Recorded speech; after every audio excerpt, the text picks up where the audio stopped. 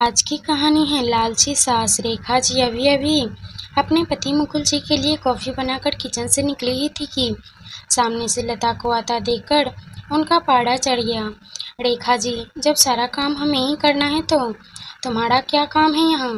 तुम्हें पता नहीं कि हमें सुबह उठते ही कॉफ़ी पीने की आदत है? लता, माँ जी मैं आ ही रही थी, लेकिन रवि को जल्दी ऑफिस जाना था। उनके कपड़े प्रेस करने में टाइम लग गया। रेखा जी, बस हर बात में बहाना पहले ही तैयार रहता है। लता को शादी करके आया भी केवल 4 महीने ही हुए थे। यहाँ आकर उसे ऐसा लगने लगा था कि जैसे किसी जेल में आ गई हो। उसे कहीं जाना हो तो परमिशन लेनी पड़ती थी, कोई गलती हो जाए तो पनिशमेंट मिलता था। सास ससुर और पति तीनों ही एक ही सुर में उसका विरोध करते थे। कभी कभी तो मन करता कि यहाँ से भागकर अपने पापा के घर चली जाएं, लेकिन पापा हार्ट पेशेंट है। यह सब उन्हें पता लग गया तो न जाने क्या अनर्थ हो जाएगा। यही सोचकर सब बर्दाश्त करती रहती थी। लता ने जल्दी जल्दी सबके लिए नाश्ता बनाया। उसके बाद रवि को टिफिन पैक करके दे रही थी, तभी रवि ने आवाज़ दी, रवि, लता क्या कर रही हो? इतना टाइम नहीं है मेरे पास।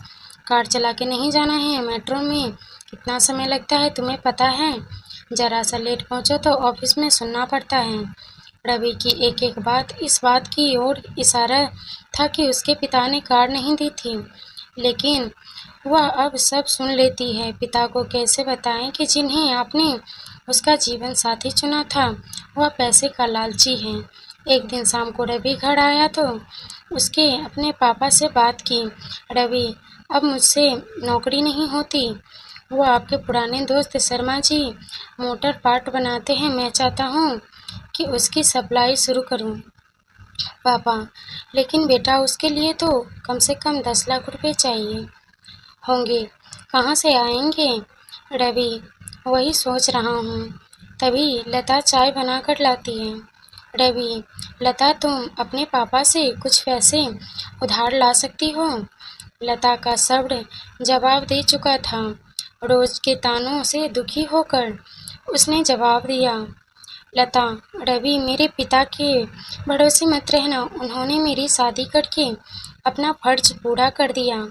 अगर आपको नौकरी करने में दिक्कत है तो मुझे जॉब करने दो, दोनों मिलकर कमाएंगे। यह सुनकर रवि का पाड़ा चढ़ गया। रवि, क्या बकवास कर रही हो? ज़्यादा जुबान चलने लगी है। लता, रवि मैं बहुत बर्दाश्त कर चुकी हूँ, इसीलिए मैंने जॉब करने का फैसला किया है। रवि, नहीं, हमारे घर में ये सब नहीं चलता होता। तुम्हें जॉब करनी है तो अपने घर चली जाओ। लता, मुझे पता था आप यही कहेंगे। मैंने वकील से बात कर ली है, मैं जल्द ही तलाक ले लूँगी। यह सुनकर रवि और उसके पिता के हाथ पांव फूल गए। तभी रेखा जी वहाँ आ गई। रेखा जी, देख लिया बहू को सिर पर चढ़ाने का नतीजा? निकाल दे इसको घर से बाहर। लता, ठीक है, मैं पुलिस को फ़ोन कर देती हूँ।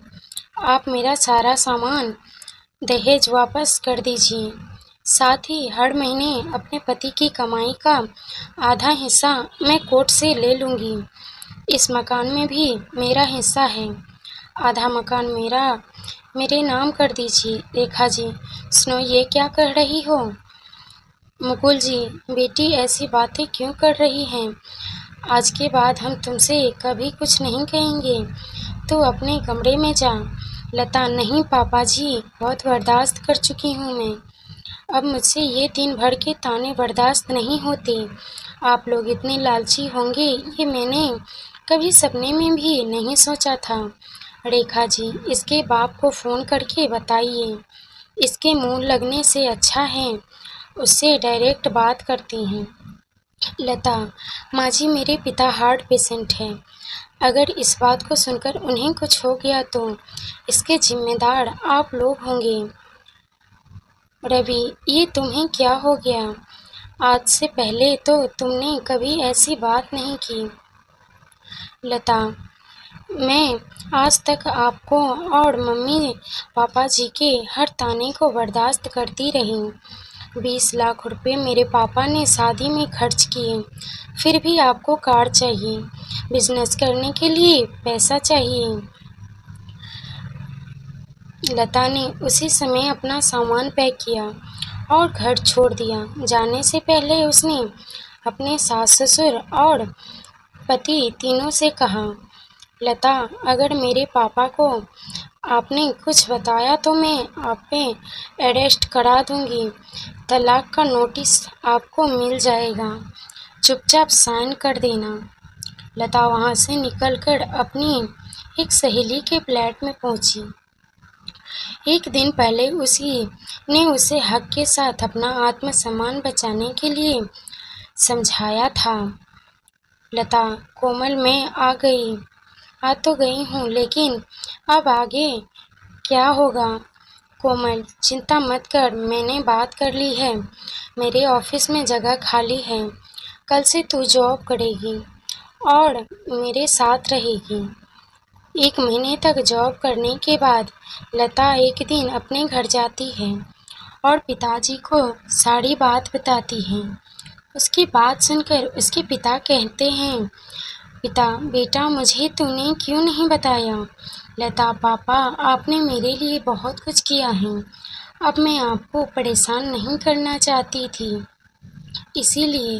पिता, बेटी, मैं इतना कमज़ोर नहीं हूँ, तू चिंता मत कर, घर आ जा। लता, नहीं पापा, मुझे कुछ दीजिए, अपने पैरों पर खड़ा होने दीजिए, अपनी एक पहचान बनाने दीजिए। पिता, कुछ ही महीने केस चलने के बाद रवि और लता का तलाक हो गया। रवि को पूरा दहेज और 30 लाख रुपए देने पड़े, साथ ही हर महीने अपनी सैलरी का एक हिस्सा वह कोर्ट में जमा करवाता था। कैसी लगी आपको यह कहानी? हमें कमेंट करके ज़रूर बताएं। वीडियो पसंद आए तो वीडियो को लाइक शेयर ज़रूर करें और चैनल को सब्सक्राइब ज़रूर करें। वीडियो को लास्ट तक देखने के लिए धन्यवाद।